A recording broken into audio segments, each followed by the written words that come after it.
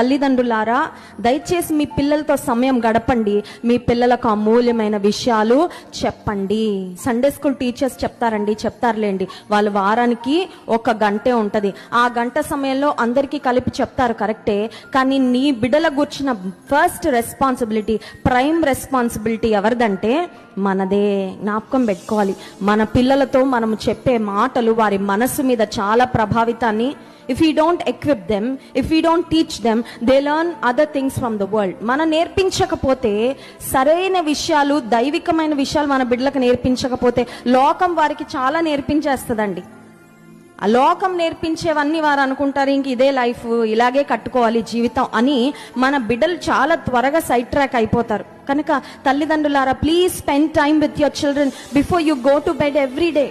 చాలా busy world కదా, రోజు రోజుకి మనకి బిజీనెస్ పెరుగుతుంది కానీ ఖాళీ పెరగట్లేదు. ఫ్యాక్ట్ అంతే కదండి.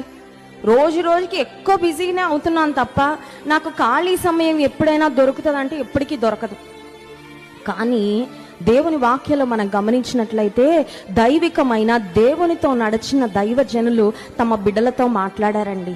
తమ బిడ్డలకు దేవునికి వచ్చిన మాటలు చెప్పారు. తమ బిడ్డలకు భక్తి మార్గాన్ని అందించారు. ఫర్ ఎగ్జాంపుల్, యాకోబును మనం గమనించినట్లయితే, యాకోబు తన అవసాన దశలో, before he knew that he is going to be with God, దేవునితో మరి గడపడానికి ఈ లోకాన్ని విడిచిపెట్టి వెళ్ళిపోయే సమయం వస్తుందని యాకోబు తెలుసుకున్నప్పుడు యాకోబు ఏం చేశాడో తెలుసా?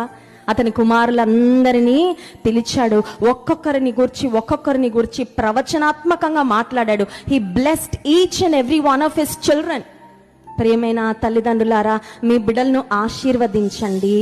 మీ బిడ్డల తలపై చేయి పెట్టి ఆశీర్వచనాలను పలకండి. మీ బిడ్డలకు ఉపదేశాన్ని చేయండి. అవే వారి జీవితాలకు గొప్ప దీవెన, గొప్ప ఆశీర్వాదం అవుతాయి.